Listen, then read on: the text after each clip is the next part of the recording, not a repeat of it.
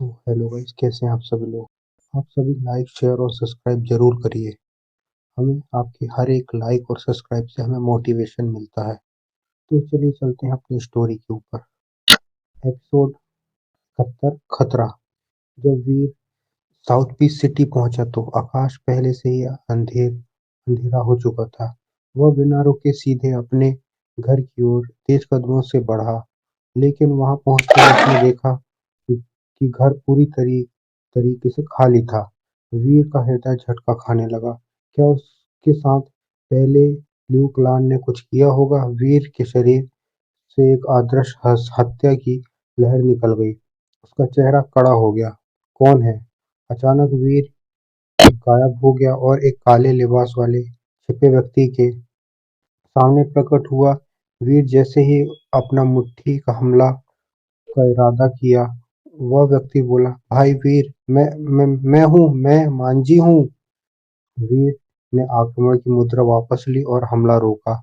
मांझी ने अपना काला लिबास उतारा और वीर से कहा, भाई वीर, उस घटना के बाद हम डर गए थे कि फिर हमला तुम्हारी माँ और बहन पर फिर से हमला हो सकता है, इसलिए हमने उन्हें किसी दूसरी जगह ले गए और यहाँ तुम्हारे आने का इंतजार कर रहा था। अब चलो, तुम्हें दिखाता हूँ। वीर ने राहत की सांस ली और उसकी बहन और माँ सुरक्षित थी। जल्दी ले चलो। मांझी ने सिर हिलाया और लिबास पहने हुए वीर को बाहर ले गया। साउथ ईस्ट सिटी के दक्षिण में एक साधारण पत्थर का घर था। किंग हैंग दरवाजे पर खड़ी थी, पीठ पर गहरे हरे रंग का काला धनुष और हाथ में काले चमकते खंजर के साथ। उसके चेहरे पर सतर्कता साफ दिखाई दे रही थी। उसके चेहरे पर सतर्कता साफ दिखाई दे रही थी।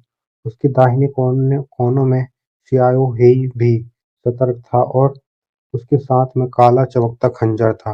घर के भीतर एक 14 से 15 साल की लड़की पत्थर की मेज पर सिर टिकाए बैठी थी। सामने की मोमबत्ती की लौ देख रही थी। एक सुंदर महिला ने उस लड़की के ऊपर बड़ी जैकेट डाली और उसका सिर सहलाते हुए कहा, छोटी याहो, पहले सो जाओ, तुम्हारा बड़ा भाई जल्द ही आएगा। लड़की ने हल्का मुस्कुराते हुए कहा, माँ, क्या बड़ा भाई वाकई वापस आएगा? महिला मुस्कुराई। बड़ा भाई जानता है कि याहू खतरे में है, इसलिए वह स्वॉर्ड छोड़ दे तुम्हें बचाने जरूर आएगा। लड़की ने खुश होकर सिर हिलाया। छोटी याहू जानती है, लेकिन क्या बड़ा भाई लियू क्लान के लोगों को हरा पाएगा? महिला की आंखों में ठंडी चमक थी और उसने लड़की को कसकर गले लगाया। चिंता मत करो, मैं कभी लियू क्लान को, तुम्हें या वीर को नुकसान पहुंचाने नहीं दूंगी। तभी महिला ने अचानक बाहर देखा और भौहें तन गई।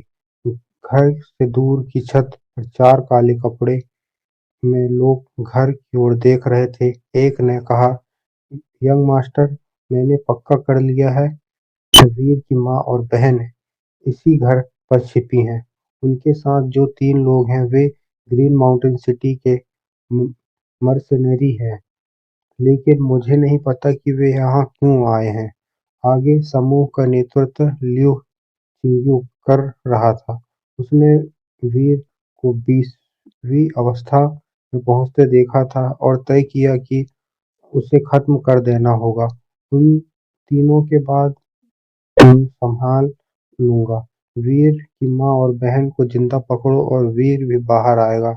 एक अन्य काले कपड़े वाला व्यक्ति बोला, सिटी गवर्नर की मदद न हो तो सार्वजनिक सुरक्षा बल फिर से दिखाई देंगे। अगर वे आए तो हमारी योजना विफल हो जाएगी। वह भी स्पोर्ट्स सेट का बाहरी कोट रैंक वाला था। उसने लियो चिंग्यू का आदेश नहीं ठुकराया, क्योंकि इससे बाद में उसे बहुत मुश्किलों का सामना करना पड़ सकता है। लियो चिंग्यू ने हल्की मुस्कान के साथ कहा, चिंता मत करो, सिटी गवर्नर ने मदद करने में हामी भरी है। सुरक्षा बल आज नहीं आएंगे, हमें सिर्फ उन्हें पकड़ना है। काले कपड़े वाले ने सोचा, शेर चूहा, लियो चिंग्यू हम केवल हमें फंसाने के लिए ऐसा कर रहा है। फिर चारों ने पत्थर के घर की ओर बढ़ना शुरू किया। लिu चिंगू सबसे पहले वहां पहुंचा। जैसे ही उसने जमीन में कदम रखा, एक गहरा हरा तीर उसके पास से गुजरा। लिu चिंगू ने तीर को हाथ की एक हलचल से रोका, फिर किक करते हुए किंग हेंग पर हमला किया। किंग होंग ने बचने की कोशिश की, लेकिन लिu चिंगू की गति बहुत तेज थी। अचानक उसे एक छाया जैसी आकृति प्रकट हुई और एक ठंडी चमक के साथ एक खंजर ने उसकी गर्दन की ओर झपटा। लिu चिंगू ने किक रोक दी और शियाओ हेई पर पैर मारा। खंजर केवल कुछ सेंटीमीटर दूर था, लेकिन वह जमीन पर गिर गया। किंग हेंग पहले ही घर की ओर पीछे हट चुकी थी और काले तीर ने जवाब देने लगी थी, लेकिन चारों ओर से पूरी तरह शांति थी। सुरक्षा बल कहीं नहीं दिखाई दिए। लिu चिंगू ने धीरे चलते हुए कहा, वे नहीं आएंगे। किंग हेंग ने गहरी सांस ली और कहा, तुम्हें पकड़ने के लिए मेरी लाश पर से जाना होगा। लिu चिंगू ने कठोर मुस्कान के साथ कहा, मैं यही करूँगा। जैसे ही उसने हमला किया, किंग हेंग और शियाओ हे के लिए स्थिति अत्यंत खतरनाक हो गई। बैंग! एक आकृति जमीन पर उड़ गई। यदि चाहो मैं अगले